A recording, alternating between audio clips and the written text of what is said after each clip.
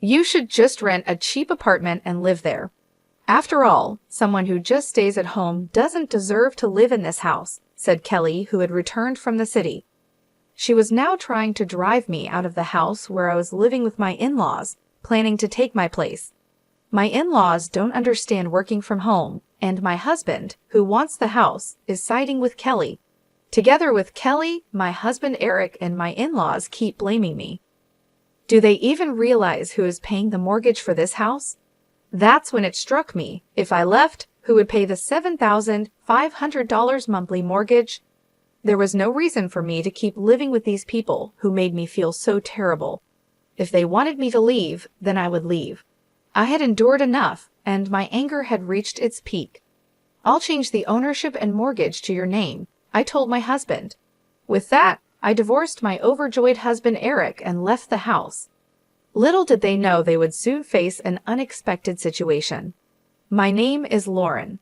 I used to live with my husband Eric, who is 3 years older than me. I met Eric while working at a company, but it wasn't the typical office romance. Eric worked for the cleaning company that serviced my office. When I met my husband, I had just lost both of my parents in quick succession. First, my father was diagnosed with an illness, and the doctors gave him only 4 months to live. While caring for him, my mother fell ill too, and despite her fight, they both passed away, leaving me alone. Having no siblings, I suddenly found myself all by myself, struggling to accept the reality that my parents were gone. After their passing, I would often think of them at random moments and tear up. However, I tried to hide my feelings from those around me who were being considerate. I forced myself to smile all the time while at work. The first time my husband Eric spoke to me, I was trying not to let anyone notice as tears welled up in my eyes. I stood in the hallway during a break, staring blankly out the window, lost in thoughts of my parents. I had seen Eric at work before, and we had exchanged nods, but we had never spoken, and I didn't even know his name yet. Eric approached me as I looked out the window and asked, "Are you okay? You seem a bit down." In response to Eric's gentle inquiry, I found myself talking about my parents. Maybe it was easier because he was a stranger whose name I didn't even know. When Eric heard about my parents' passing, he sympathized, saying he was close to his own parents and could understand the loneliness. I was glad that Eric listened to my story. After that, we started having brief conversations whenever we saw each other at work. And it didn't take long before we started meeting outside of work. Soon after, we started dating. Eric introduced me to his parents. As Eric had mentioned, he seemed to have a good relationship with them. His parents, aware of my loss, were considerate and invited me to visit them anytime. I quickly grew close to my in-laws, and without a formal proposal, it naturally led to me marrying Eric. After the wedding, we rented an apartment near my in-laws and started our life together. After getting married, I quit my job and switched to a company that allowed me to work fully remotely from home. I did this considering the possibility of having children with Eric in the future. I told Eric about my career change, but it seems he didn't quite understand it. For now, he just knows that I work from home using my computer. Since my salary didn't change after switching jobs, I decided to take care of the living expenses. Eric earned less than I did, so we agreed that I would pay for our expenses while Eric would save his salary, except for what he spent on social activities. Eric didn't have any expensive hobbies, and before we married, his social expenses were mostly just dates with me or going out with friends. Eric himself said he was okay with me managing our savings, so this is how we handled our finances. Working from home was all positives for me. Above all, I was happy that I could enjoy leisurely meals with Eric when he came home. This wouldn't have been possible if I were still working at my previous company. Before marriage, I often made simple meals just for myself, but now, wanting to please Eric, I find myself wanting to cook more elaborate dishes. Our life together was peaceful, but then a few years into our marriage, something shocking happened. My in-laws' house was completely destroyed in a fire.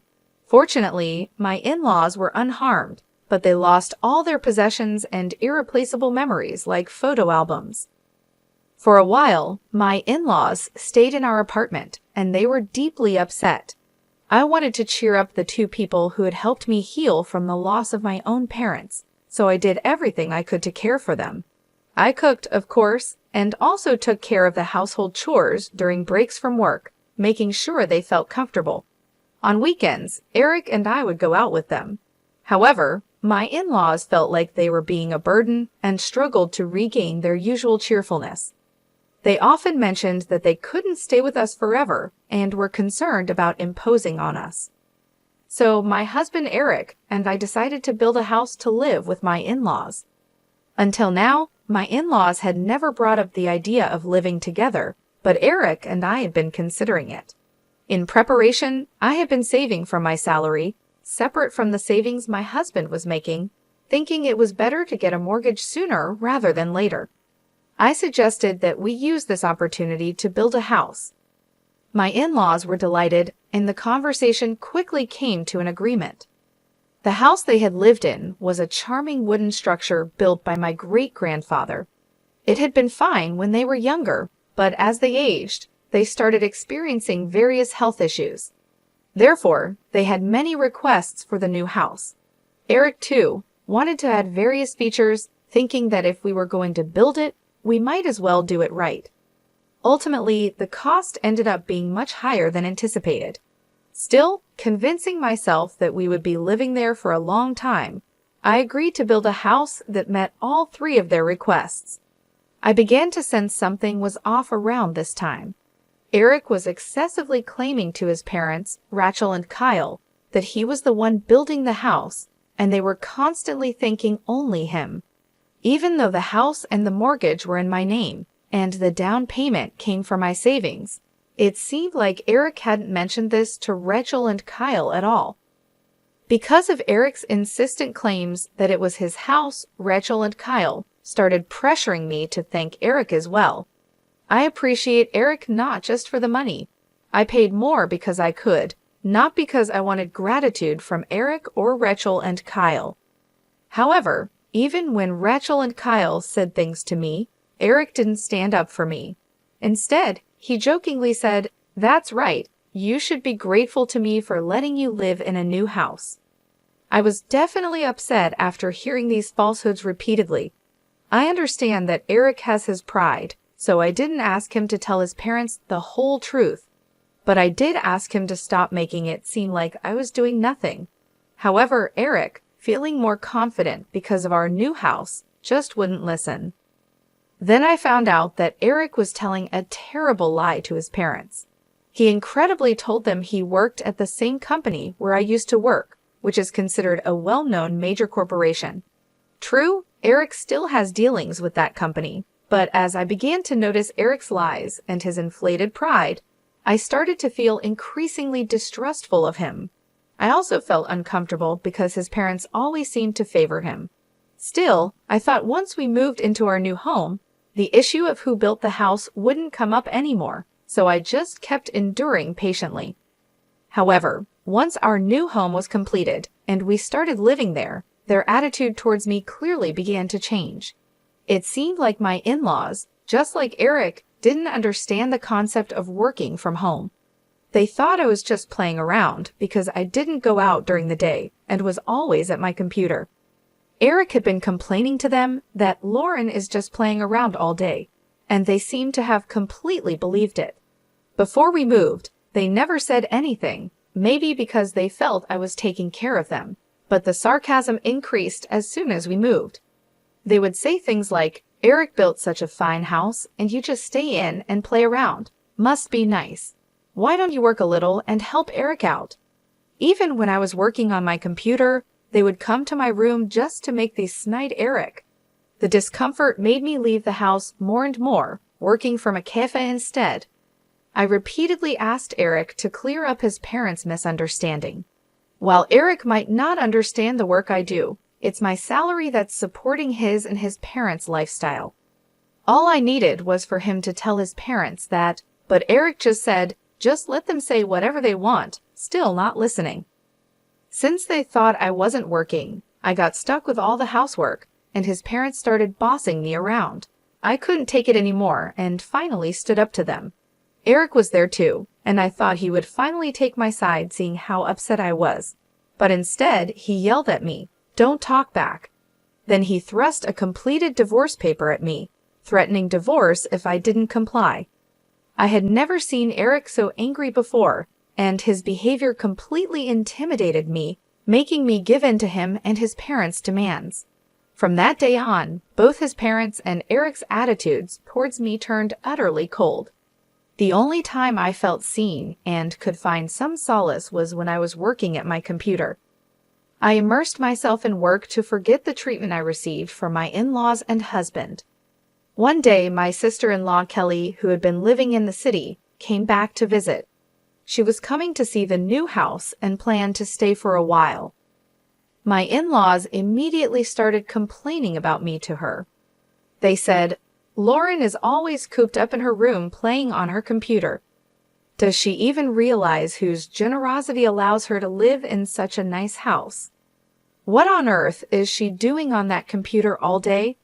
Playing games? Is she some kind of nerd? That's just weird. We don't really understand all this, but maybe she's one of those nerds. You think if she's always on her computer, she must be one, right? Isn't she ashamed of not working?" Trying to escape their loud conversation meant for me to hear, I went to my room. Then I heard something even more shocking. They said, "Wasn't Lauren just a cleaner at Eric's company? It's amazing how she lies about working from home. She couldn't possibly have the skills for that." Kelly was talking as if my and Eric's roles were completely reversed. Since Eric had told his parents he worked at a major corporation, maybe he had also lied that I was a cleaner. The real liar here was Eric. I wanted to tell this to Rachel and Kelly, but given everything that had happened, I doubted they would believe me, so I just gave up. Ever since Kelly came to visit, my place at the dining table was taken over by her, and I couldn't even eat at the same time as everyone else. While they ate the meals I prepared during my work breaks, I would be secluded in my room, continuing my work. This went on for a week, and the day for Kelly to return to the city came. But suddenly, Kelly declared, "I'm going to live in this house too. After staying here, I found it quite comfortable. I just quit my job, so I've decided to move back here," Kelly said. She had been working in the apparel industry but got tired of the office drama and decided to take a break. Her family home was being rebuilt, and when she returned and saw our new house, she found it more luxurious than she had expected. Leaving the city to start a business here could be good. "At my level, I can work from anywhere," she said. My in-laws, Rachel and Kyle, were thrilled with Kelly's words, and Eric seemed quite pleased with the compliments about the house too. However, there was no designated room for Kelly in this house. Until now, she had been staying in the guest room, but if she were to live here permanently, another room for Kelly would be needed, and the house had no spare rooms. Kelly had realized this after living with us for a week. She told me, "I'll live here, so you should leave," with a smug, malicious grin. People who just play around at home don't deserve to live in a house like this. You should find some cheap apartment somewhere and live there. "No, this house is mine because I started to say, but Rachel cut me off. "That's a good idea. You do nothing but stay at home all day." Rachel sided with Kelly, leaving me no room to argue. I tried desperately to explain my job, but Kelly, who had just said that work could be done from anywhere, wouldn't understand about working from home. Just because I'm not going out, they say I'm not working. They're trying to corner me with such an absurd argument. After everything that's happened, I'm really starting to get angry. Eric doesn't try to speak the truth, just stands there laughing and watching the situation. Until now, I kept quiet, considering Eric's position, but I finally told Rachel, Kyle, and Kelly that this house was built in my name. I'm paying for all the mortgage and all the living expenses. The down payment came from my savings, and Eric hasn't paid a single penny. Seeing me speak up to this extent, Eric was clearly panicked. However, the only things that came out of his mouth were words to berate me and self-serving statements to hide the truth. He shouted at me, calling me noisy, telling me to shut up, and calling me a liar.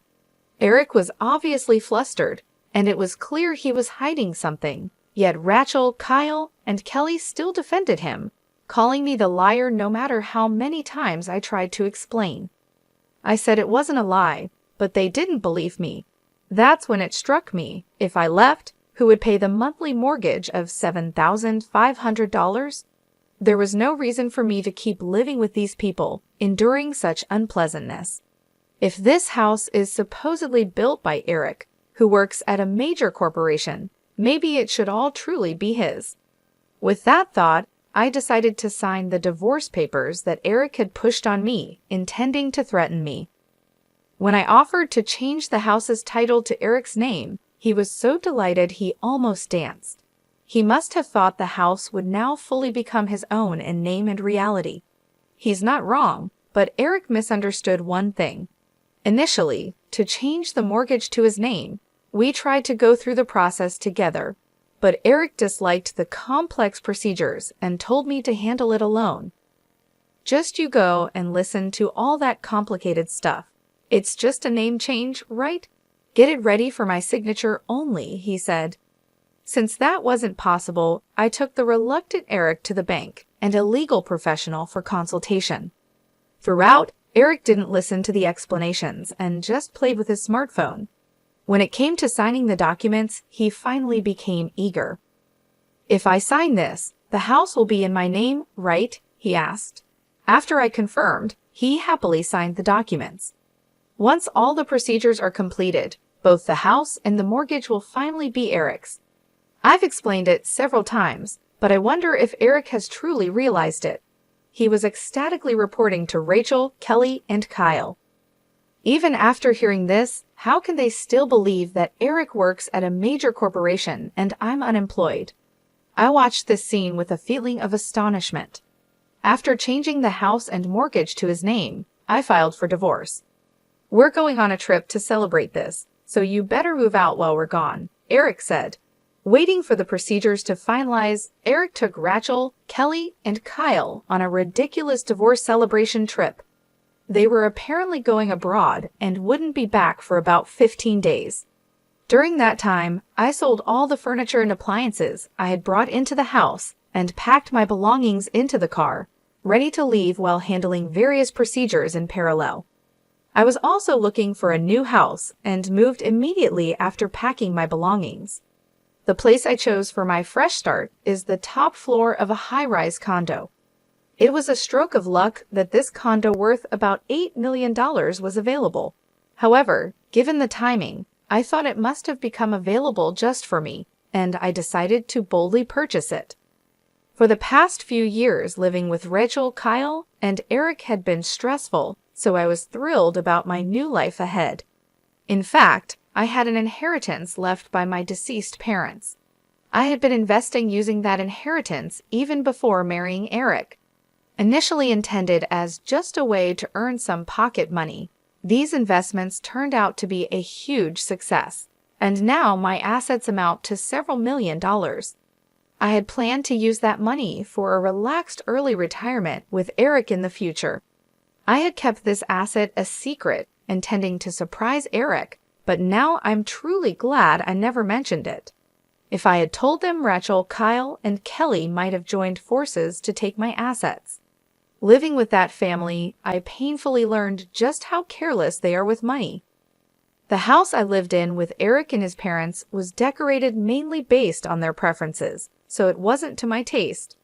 With the move to the condo, I took the opportunity to create a space I love, carefully crafting the interior to my liking. Now it has become the perfect space, surrounded only by things I adore. Above all, there's no one around to make snide Eric, so I can happily work from home. Once things settle down, I'm planning to join a cooking class or yoga studio. Finally, in this enjoyable and free time, I have regained a peaceful mind for the first time in years. The call from Eric came the night they returned from their trip abroad. He must have realized that the furniture and appliances were gone upon returning home. He demanded them back, but I paid no attention. Everything was bought with my money, so it's my choice to do what I want with it. I didn't want to leave anything of mine in the house of those who had caused me so much suffering, not even the furniture and appliances. Of course, they were unnecessary for my new home. When I told Eric that I had already sold them, he still demanded I buy them back immediately. It's impossible. You, working at a major corporation, should just buy new ones, I retorted and then hung up the phone. That day, Eric called several times, but I ignored all of his calls. Months had passed since Eric and his family returned from their overseas trip. I had completely forgotten about my previous life and was having a great time getting along well with my neighbors. That day, I was returning from a cooking class I attended, invited by a friend who lived on the floor below. Suddenly, I received a call from Eric. Although I was suspicious, I answered, thinking there might be an issue with paperwork that needed attention. As soon as I answered, Eric shouted in a loud voice, "What is this all about?" It was just like the day they returned from their overseas trip. Wondering if there was anything else besides the furniture and appliances that could have angered my husband, I decided to listen closely. It turns out he had finally noticed the amount of the loan repayments when he opened a letter that had arrived at the house.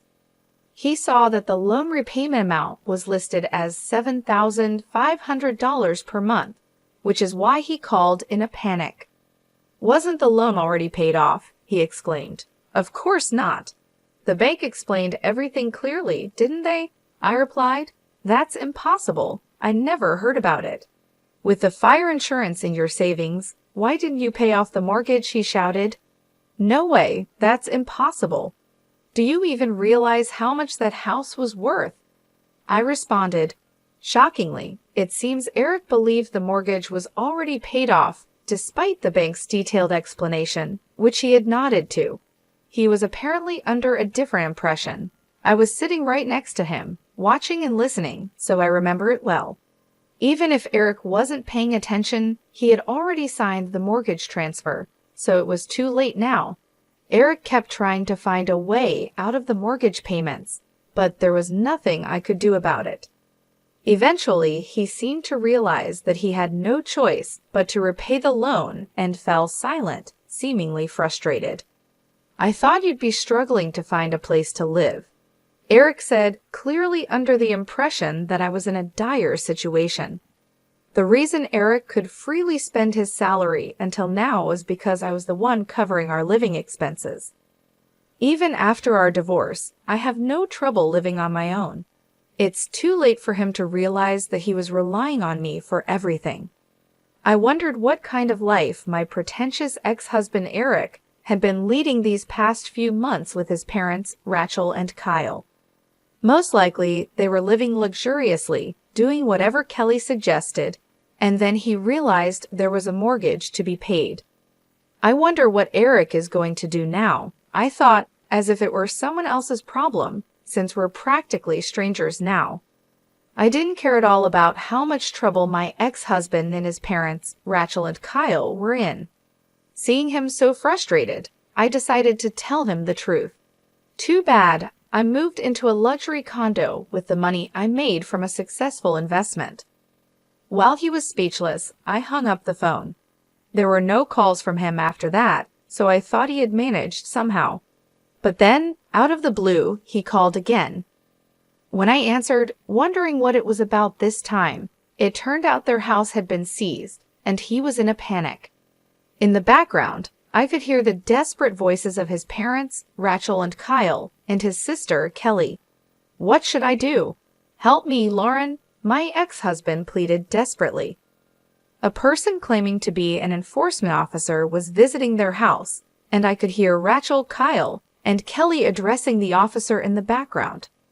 According to this officer, the house was about to be put up for auction, with details like the auction date and bidding period to be decided once the auctioneer was determined. After the ownership transferred, my ex-husband and his family would be evicted from the house. I thought they must have received warning letters leading up to this, but when I asked my ex-husband, he sounded confused and said they hadn't arrived. However, that couldn't be right, and after persistent questioning, he finally admitted in a small voice, maybe they did arrive. It turned out he had intentionally ignored the letters, realizing they were about loan repayments. The envelopes were already open before I saw them. I thought someone was taking care of the payments. Probably Rachel, Kyle, and Kelly thought the same as my ex-husband.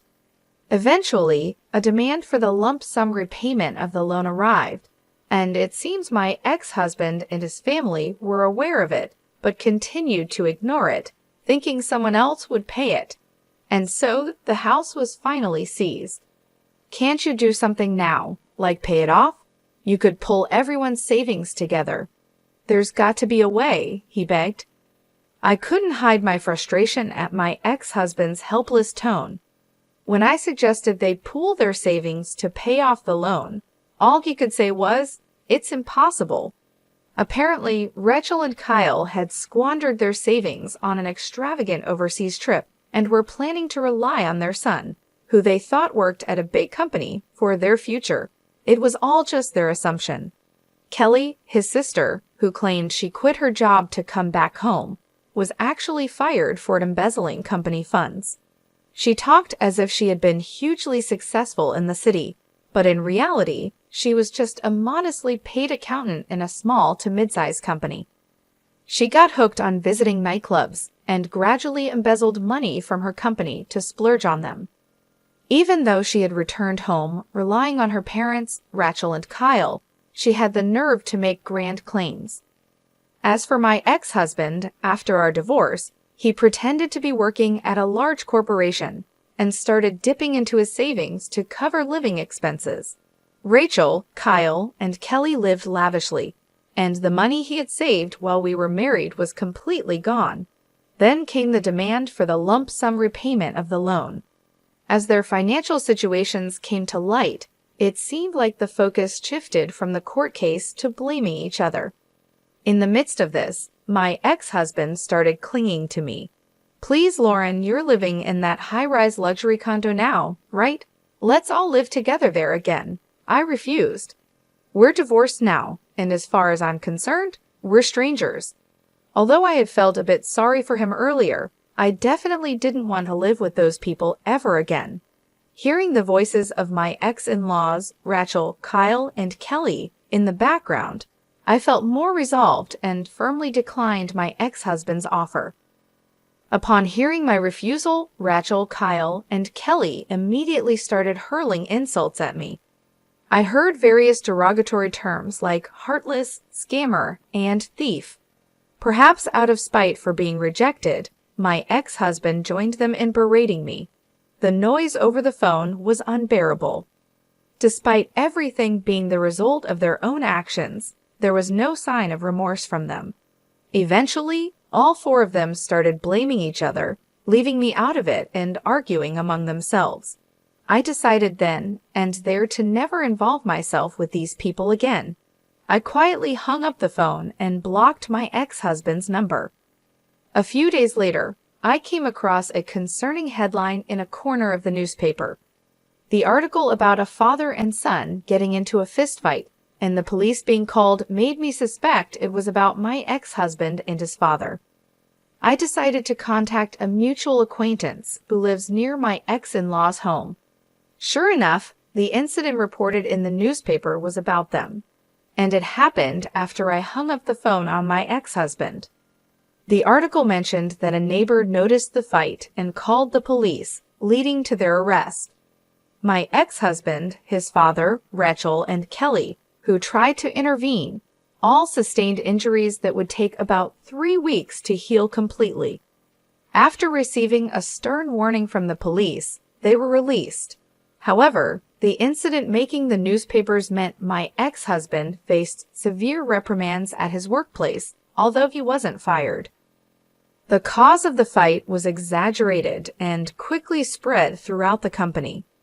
My ex-husband feels uncomfortable at work but can't afford to quite due to financial needs. Eventually, a buyer was found for their house, and they were forced to move out. They managed to find a new place, but it's an old, cramped, bug-infested apartment, a far cry from their previous home. The family of 4 began their new life there. Bugs appearing daily in the rooms are causing Kelly and Rachel to make such a fuss that they have already received complaints from the neighbors. They tried to work and rent a new house quickly, but both in-laws and Kelly seem to get into trouble at work and end up being fired. Especially Kelly, with her past of embezzling company funds becoming widely known, is finding it difficult to get rehired. It looks like they will have to continue living on my ex-husband's income alone. My ex-husband seems to be trying to find out where I live, asking our mutual acquaintances persistently.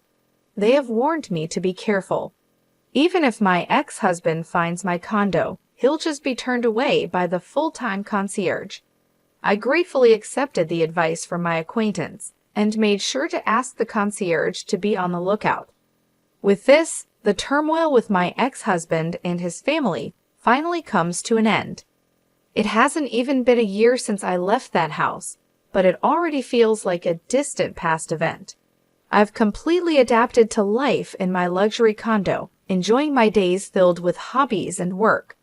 I plan to enjoy my carefree single life for a while without thinking about marriage.